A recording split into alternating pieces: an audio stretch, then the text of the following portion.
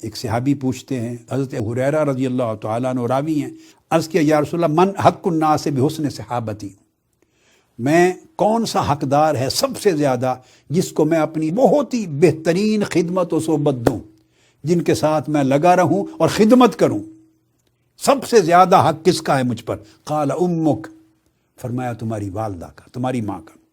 قال ثم من، پوچھا پھر اس کے بعد؟ فرمایا امک، پھر تمہاری ماں۔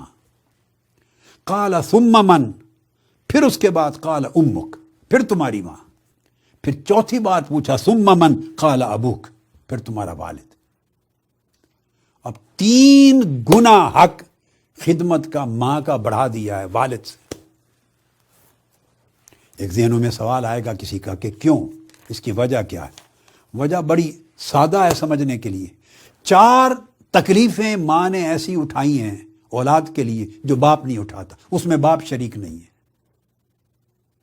ماں نے 9 ماہ اپنے پیٹ میں رکھ کے اس کے لیے تکلیف اٹھائی، جو قربانیاں دی اس کا ذکر اس وقت کیا کرنا سب کو پتا ہے۔ پھر ماں نے اس کو تولد دیا تو تولد کے وقت جو تکلیف اٹھائی وہ تکلیف باپ نہ پیٹ میں رکھنے کی اٹھاتا ہے نہ تولد کی اٹھاتا ہے۔ باپ تو آتے جاتے خیریت ہی پوچھتا ہے نا، کیا حال ہے، خیریت ہے، ڈاکٹر ارینج کیا، طبیعت پوچھ لی۔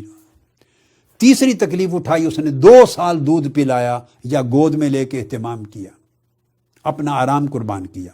تیسری، چوتھی اس کی پرورش کی، صبح سے رات تک، سلانے سے لے کے جگانے تک اور جگانے سے لے کے سلانے تک، اس کا بچپن سارا ماں لوک آفٹر کرتی ہے۔